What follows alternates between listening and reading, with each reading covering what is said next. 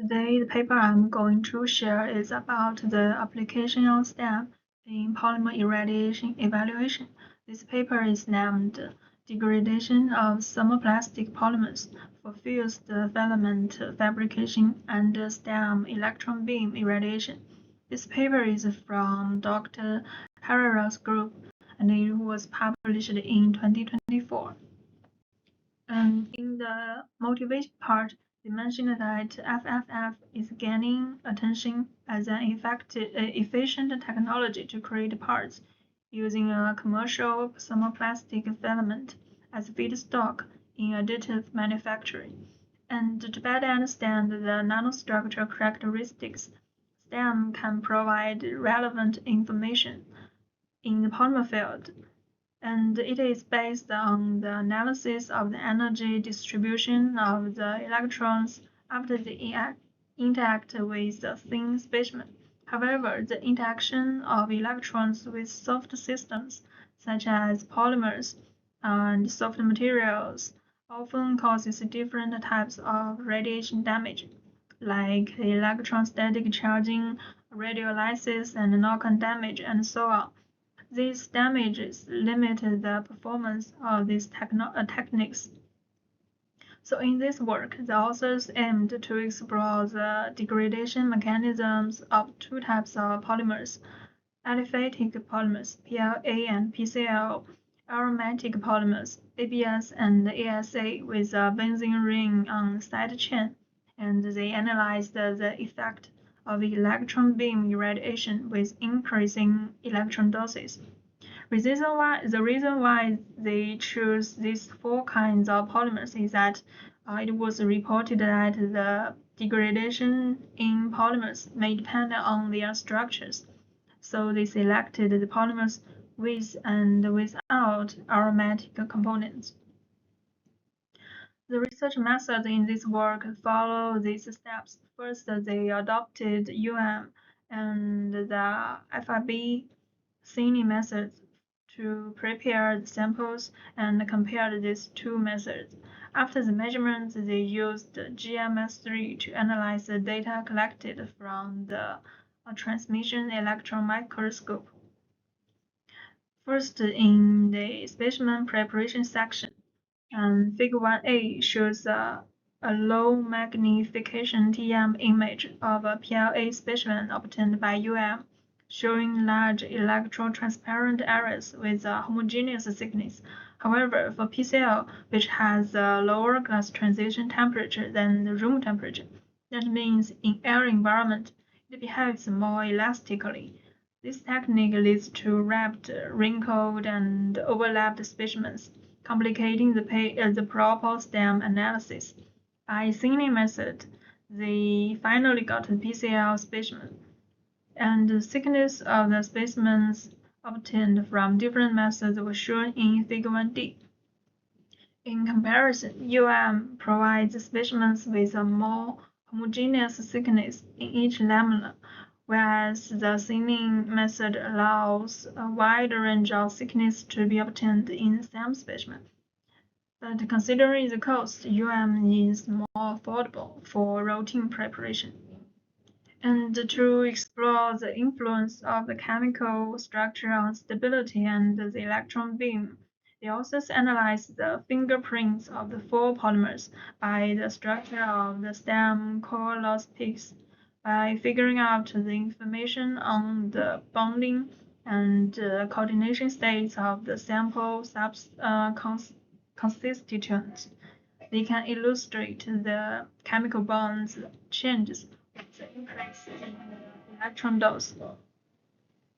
In the irradiation part, they employed a low irradiation dose to slowly initiate the beam damage, so that the changes produced in the materials can be observed. Figure 2b shows the carbon, nitrogen, and oxygen kHs of these polymers. These curves show typical shape with abundant coordination as expected in literature. The lower intensity of the peak in these curves may be caused by the irradiation damages and the removal of the gas byproducts. To ensure that during the observation, specimens won't be destroyed severely, so it is important to explore the critical electron doses for each polymer. Figure 3 shows a graph of the critical doses calculated versus the thickness of the different polymers studied in this work. The value of critical electron doses calculated are lower than the conventional doses used in STEM, but the value align well with the order of magnitude that polymers reported due to their large sensitivity to electron beam.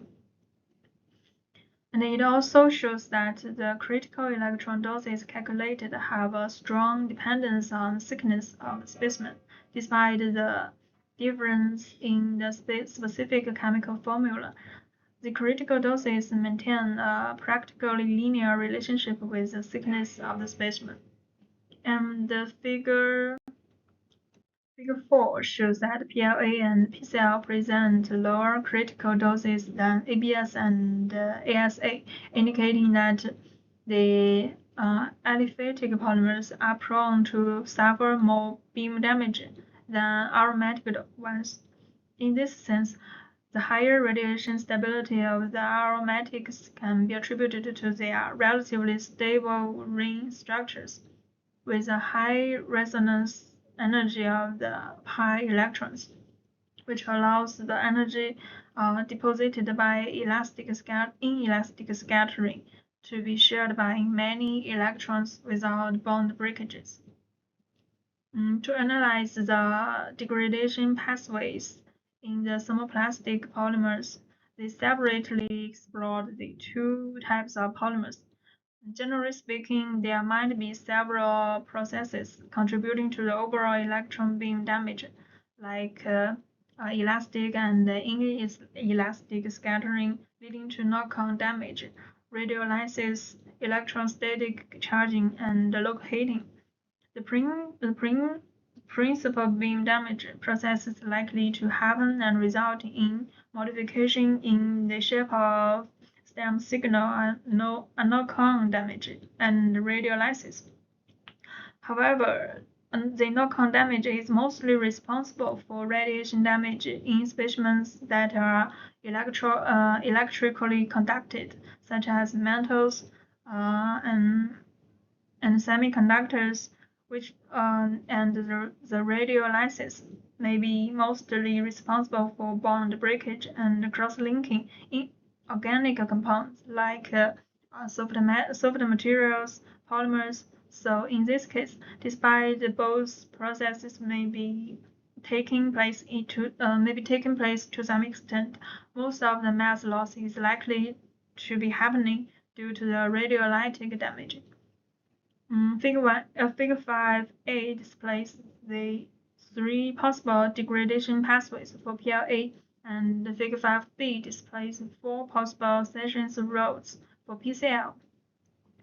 The results suggest that for PLA and for PCl, at very low accumulated electron doses sessions on the carbon bonds, like carbon-nitrogen, carbon-carbon, and carbon-oxygen, they occur to form free radicals, and leading to the removal of gas products. For higher electron doses, the decrease of the carbon content of the specimens occurs at a slower rate, and here, radicals recombine and cross-linking takes place, giving rise to new pi bonds, more evident in PCl due to the larger carbon chain, and at some point, the catastrophic failure of the specimen occurs, and Fig 6 displays four possible ABS and ASA session pathways related to each of the different monomers. And because of the larger number of the functional groups in ABS and ASA, due to being formed of three different monomers, in this case, there are several possible modifications of the polymers involving pi bonds that could occur simultaneously upon electron irradiation. And finally, to make a short conclusion, in this work, the authors analyzed the electron irradiation damage in 4 polymers used in FFF thermoplastics, namely PLA, PCl, ABS, and ASA, by combining low-loss and core-loss stem spectral acquisition.